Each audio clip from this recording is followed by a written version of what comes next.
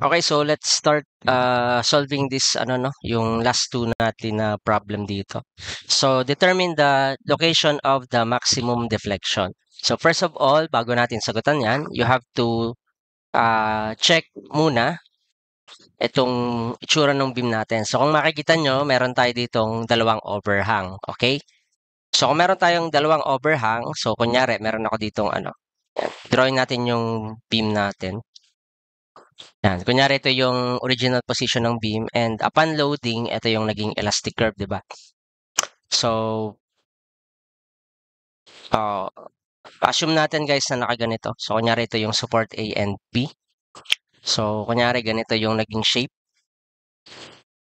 So, this is your A, this is your B. Now, there are three possible locations ng maximum deflection. Okay? So, ang una is possible itong location na to. Kasi possible na mas malaki yung deflection na to compared dun sa nasa deflection dito and yung nasa somewhere dito sa loob nitong segment natin or ng span natin ng AB. Okay? So, there are three possible locations. So, possible ito. So, ito yung unang possible location. And then, possible location ito. Okay? And then, possible din na location itong third point na to. So, ito yung 2 ha. So, yan yung mga three possible locations. Now, we already have the value of this one. So, meron na tayo dito guys na positive 13.125 over EI. Now, para malaman natin kung nasan ba talaga yung location, syempre, kailangan natin kuhanin muna yung deflection dito sa part na to. And then, right after that, ang sunod natin gagawin is we need to determine the value of this location. So, let's say, kunyari, ito yung, ligyan natin ng variable na A. So, ito yung location niya from support A. Okay? So, ganyan yung gagawin natin ngayon. Ang unahin natin yung deflection muna dito sa left natin na part na to. So, unahin natin tong first possible na maximum deflection. So, kung titingnan nyo itong part na to, yan. So, if you look dito sa drawing na to, itong part na to, yan, makikita nyo guys, ito yung since ang kinukuhanan natin guys na deflection ay itong point na to, let's say, kunyari, ito yung point E natin, So, ang gagawin nyo dyan is you need to identify itong value ng Y natin dito sa point E. So, ito yun, no? Kunyari, ito yung point E natin. Now, kung titingnan nyo yung figure, may makikita kayo, di ba ito yung tangent line natin, connecting yung, or tangent siya sa point A, So, ito yung tangent line. And then, kung ito-drawing natin ito guys, itong part na to, makikita nyo ganito. So, we have here the beam. Ito yung point E natin. Ito yung support A. So, yan, may kadugtong yan dito, And then, ito-drawing ko yung tangent line. So, ito yung tangent line natin. Tangent sa point A natin, And then, if you draw the deflected or the elastic curve, so ito yon. Yan. Kunyari, ganyan, no? Yan. So, kung makikita nyo dito, ito yung Y. Now, hindi natin yan agad makukuha. Kailangan nyo muna guys kumuha ng ating vertical distance from the tangent line papunta dito sa dito sa elastic curve natin. So, ito yung tinatawag natin na TA or TE over A pala. TE over A. Kasi nanggaling sa A papunta sa E. Ayan. Tapos, if you look dito sa figure na to, makaka-form tayo dito ng triangle. So, makaka-form tayo dyan ng triangle. And, para makuha natin yung height nitong triangle na to, we can actually use yung relationship nitong triangle na yan, yung maliit na yan. So, ito yon. And yung triangle dito natin na malaki. which is yung triangle natin dito. Na meron tayong height na TB over A. Okay? So, kunyari ay extend natin to. Yan. Kunyari ito guys yung TP over A natin. Yan. So, kung titingnan nyo yung distance, ito ay 5 meters and ito ay this is 2 meters lang. Yan. We can create a relationship nung ating height nitong triangle na to at saka nung TB over A. So, by ratio and proportion. Okay? So, lagyan natin ng So, by ratio and proportion.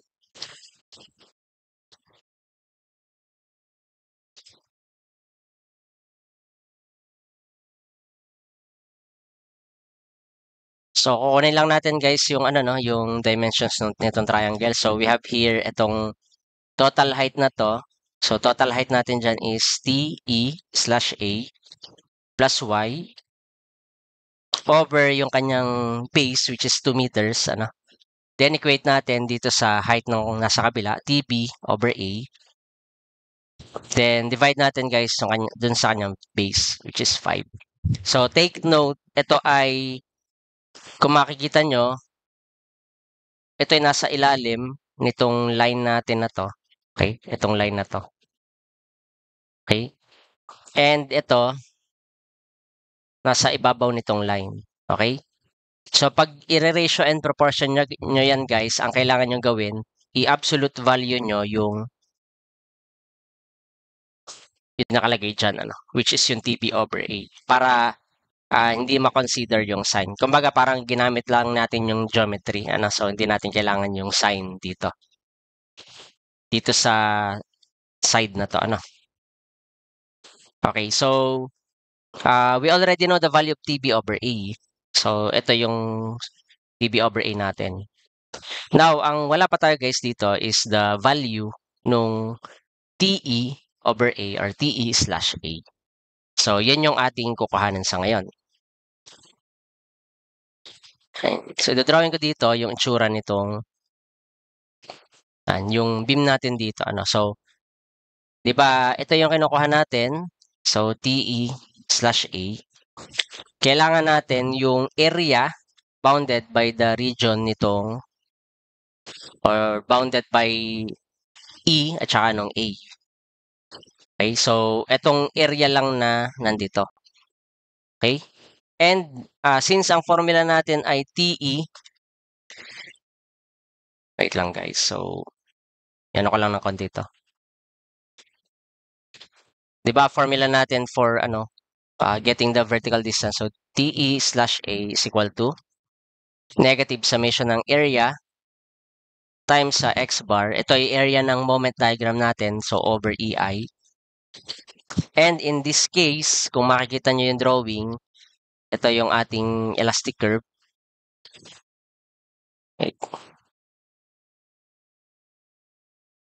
Ito yung ating horizontal line.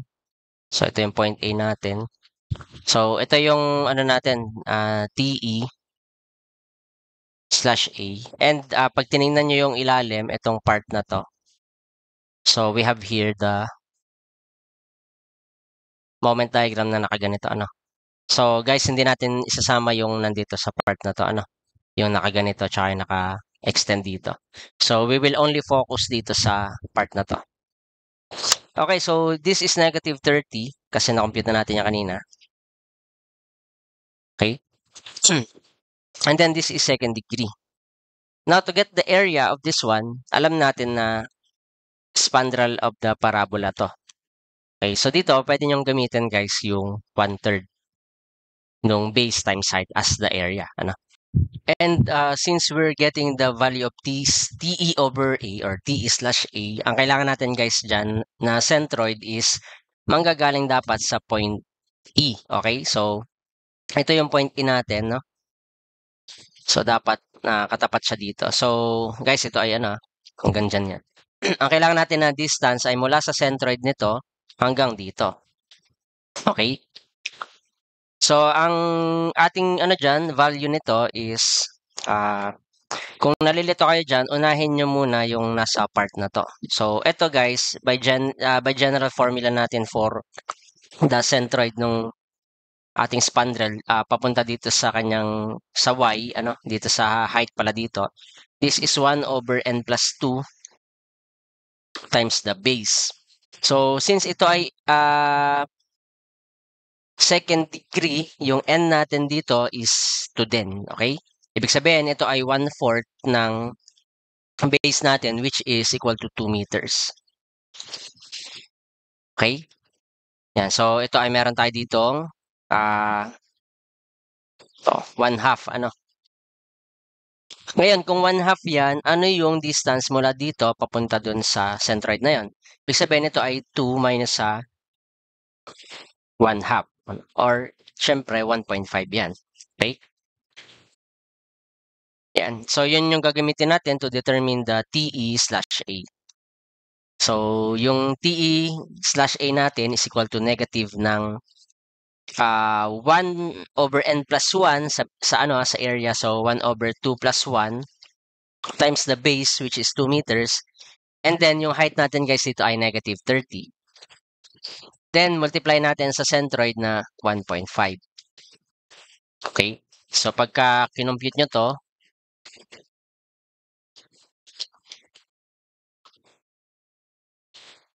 so we have positive 30 na TE/A. So, positive 30 over EI. Okay? Ayan. So, yan yung ating TE/A. Ngayon, pwede na natin gamitin yung relationship natin dito. Okay? So, para makuha natin yung Y, guys, take note. Kaya positive 30 over EI yan kasi itong tangent line natin, natandaan nyo, kaya nagiging positive yung tangent ay mas mataas siya kaysa doon sa elastic curve. Ganyan din yung nangyari doon sa ating TD over A kanina. Positive din siya. Pag mas mataas ang tangent line natin doon sa elastic curve, so ito yung ating elastic curve, positive yung value ng TE over or TE/A. Or kahit anong yan, vertical distance. Okay, so substitute lang natin 30 over EI, positive yan, plus Y over 2 ay equal sa yung value ng ating TP over A, which is in this case ay negative. So, kopyahin ko na lang to. Okay? Yan. Divided by 5. Yan. So, pag kinumpit nyo yan, ang lalabas na value ng Y, siguro i-shift solve nyo na lang. Favorite nyo naman shift solve.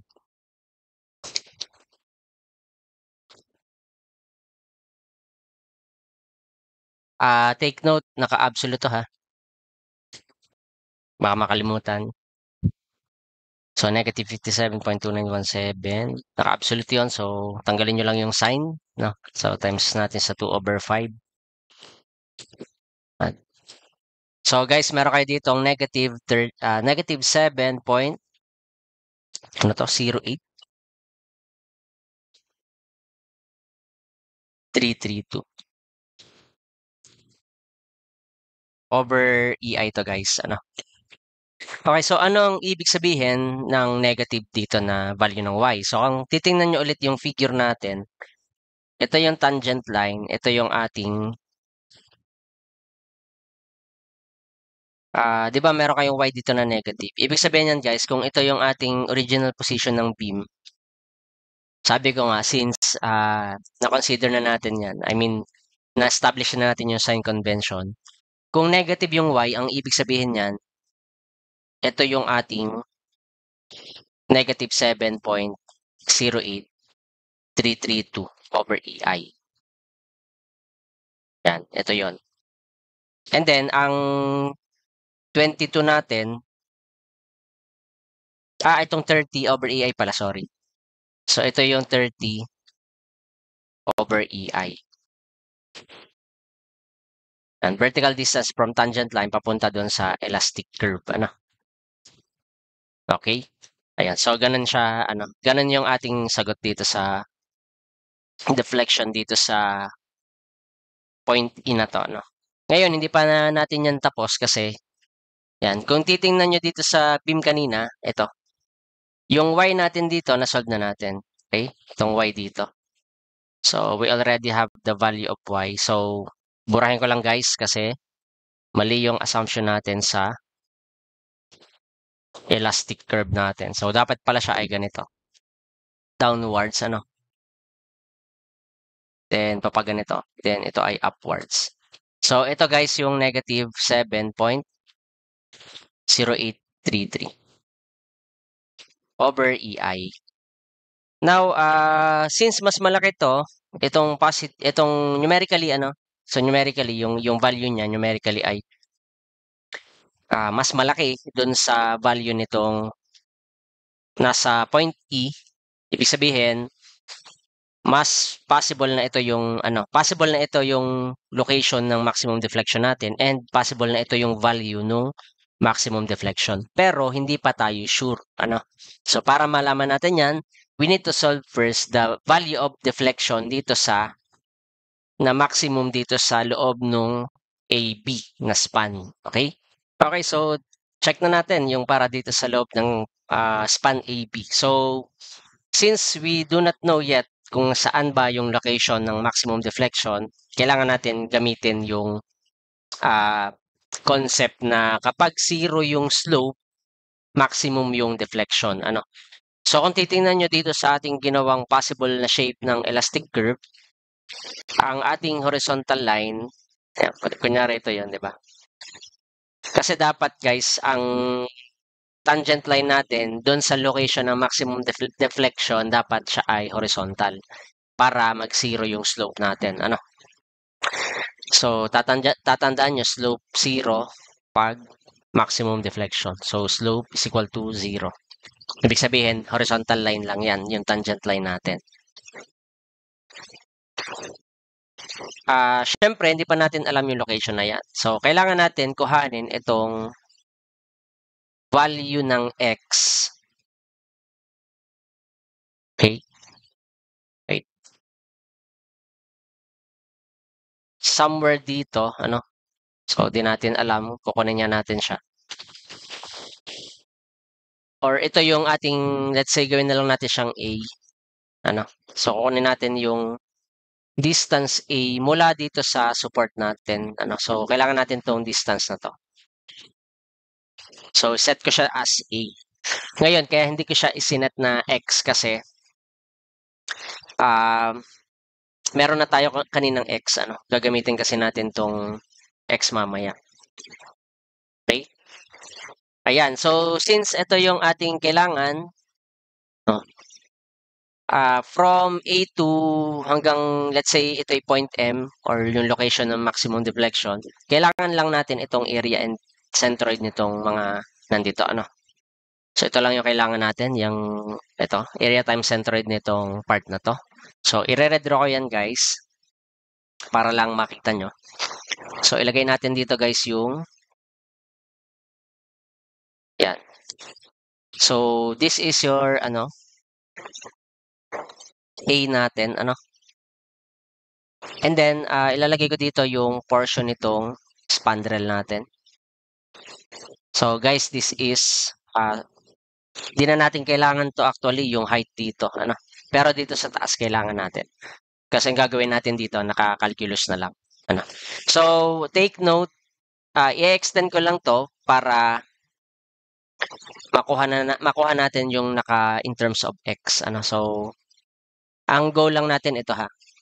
I-extend ko lang to para makuha natin yung talagang value Ayan. So ganito ang gagawin. So kung ito ay A, ito ay 2 meters. Okay? Yan. So yan ay 2 meters. Now, ang gagawin natin dyan, para makuha nyo guys yung location ng maximum deflection na yan, gagamitin natin yung slope formula. So sa sa moment area or area moment method, ganito yung formula natin for slope at any point ay equal sa slope Dun sa una nating ano, ito 'di ba nag-start tayo dito sa point A. So slope sa A plus summation nung area ng moment diagram natin over EI. So area na to, area nung dun sa point na kino-consider natin which is sa point M. Okay? Ngayon, sabi natin sa location ng maximum deflection, ano? At Y max, ang slope natin ay 0. Okay? Therefore, ang ating gagamitin dito, ito, ika-cancel nyo to. Kasi dapat ito ay 0 para maximum yung deflection natin. So, ang gagawin nyo dyan, ilalagay nyo 0 is equal to slope natin sa A which is equal dun sa TP over A divide sa length natin ng ano between A and B which is 5 plus yung area nitong nasa taas and yung area nung nasa ilalim. Okay? Yan. So, unahin mo natin yung area nung nasa taas. So, lagyan ko muna guys ito ng ano. 'Di ba ang distance natin dito ay A, ano? Ngayon, kung ang distance natin ay A, ano yung value ng moment natin dito? So, if you look dun sa ano, dito sa drawing, ito yung 69.5 natin. So, tinuruan ko kayo para makuha yung height dito na hindi ratio and proportion yung gamit. Actually, pwede rin, pero yung pinakamabilis na way, ito yun. 'Di ba? Ito yung 69.5 para dun sa reaction. Ito kasing moment diagram na to ay para dun sa reaction natin. Then, the distance dito ay A. So, ibig sabihin, ang moment natin dito na mag-oppose sa direction nito ay 69.5 A. Okay? Yan. So, 69.5 A. Ayan yung ating, ano, yan yung magiging tawag nito, yung ating moment dito. Okay? Yan. So, burahin ko muna ulit to. And then, dito naman tayo sa ano. Guys, area lang kailangan natin, no? So, 1/2 lang to ng A. So, base natin na A, then height natin na 69.5 A. And then, i-add natin tong nasa ilalim. So, guys, ang nasa ilalim, magagawa muna tayo dito ng vertical strip. Area lang kailangan natin, no? So maglalagay ako dito ng dx at saka y. And yung limits niya, dito tayo mag-start guys ng x. Okay? So, ibig sabihin ito yung x natin.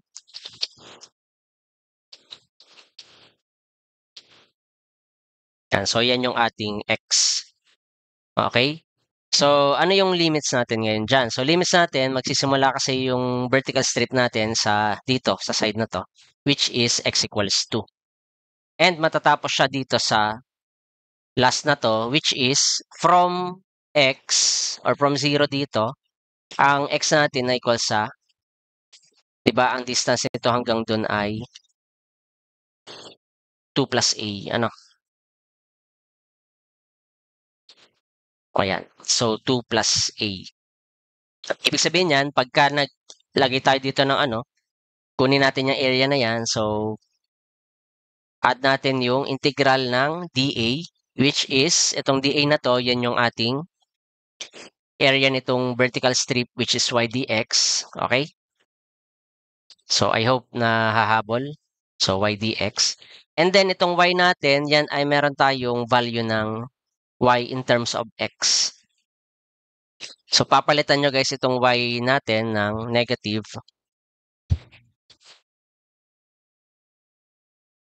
7.5 x squared. And then, yung limits natin, nag-start sa 2, natapos sa a plus 2 or 2 plus a. Ano? Yan. And then, we can now solve for the value of a. So, medyo isi-simplify natin ng konti ito. 0 is equal to negative, ano nga to? 57. Ito guys. 0.2917. Then, divide nyo to guys sa 5. Guys, yung EI natin, pwedeng, ano na, alisin nyo na yung EI kasi constant naman yan. So, pag nilipat mo kasi siya sa side na to, magsisiro lang din. Ano? So, you can actually neglect yung EI na dito. Plus natin to sa 69.5 over 2 a squared. Ano? And then yung next, integrate natin. So, add natin to. So, pag in-integrate nyo tong nasa loob, so yan ay negative 7.5 x cube over 3. And then, meron tayo dito guys na 2 at saka a plus 2. Yan. So, isa-substitute lang naman natin siya dyan. Okay, so dito, medyo mahaba to. No? So, 0 is equal to, divide lang natin to guys. Ano? So, negative 5917 divide natin sa 5. So, meron kayo ditong negative 11.4583 plus 69.5 a squared over 2. Then, minus or plus negative, di ba ang 7.5 over 3 ay 2.5? Ano? So, 2.5 times yung x cube. So, isa-substitute nyo to sa x. So, ito meron kayo ditong a plus 2 cube minus yung ito naman, sa-substitute natin yung x ng 2. So, minus dito sa 7.5 times sa negative to guys. Ano? Minus negative. Okay? So, minus negative. Wait lang. Burahin ko lang to. I-recta na natin na 2.5. So, minus sa negative 2.5 times sa x cube which is 2 yung x natin. Ganyan yun sa calculus. Ano? So, dito, if you simplify, so 0 is equal to negative 11.4583. 69.5 a squared over 2 minus sa 2.5 a plus 2 cube. Ito guys ay ano to? 2 cube times 2.5. So ito ay 20. So plus 20. And then i-shift solve nyo na lang to guys. Makukuha nyo yung value ng a natin. Okay, so try ko sa calculator dito. Wait lang guys. 0. So 0 equals sa negative 11.4583 plus 69.5 naka-cube. Squared pala to, sorry. Squared over 2. Then minus sa 2. 2.5, sorry. Ito ay naka a plus 2, so x plus 2. Medyo mabagal sa up. Ito guys ay naka-cube and then plus 20. Then solve nyo lang, ano? So take note yung value ng a natin. So if you look at the range, ang a natin ay within, di ba dito tayo nag-start sa, ano? Dito tayo nag-start, ano? So dapat yung a natin ay, ito kasi a equals 0, ito ay parang a equals 5. Okay? So, yung a natin, bawal siyang bumaba ng 0 kasi pagka bumaba to ng 0, ibig sabihin nandito sa side na to which is mali. Kapag naman lumagpas siya ng 5, ibig sabihin lagpas kayo dito. Okay? So, ang range natin for a dapat 0 tapos ganito, no? So, a is greater than 0 but less than 5 meters. Okay? Yan. So, pagka sinolve nyo to, kung ako magsasolve nito, ilalapit ko na siya sa, let's say 2.5 kasi gitna, So, check natin kung anong lalabas dyan. Ayan. So, ang nalabas sa akin ay 2.5949. 5949. So, in this case, ito yung isang possible location ng ating maximum deflection. Ito ay from support A. Now, paano natin malalaman kung ano ba talagang value nung maximum deflection, and ano ba yung talagang location. So, para malaman natin yan, we need to calculate the actual value ng deflection kapag ito ang ginamit natin na distance. So, ibig sabihin yan, gagawin na ulit natin yun. So, kukuhanin tong area times centroid nito plus yung area times centroid nito papunta dito sa distance na to, which is 2.5949. Ayan. Okay?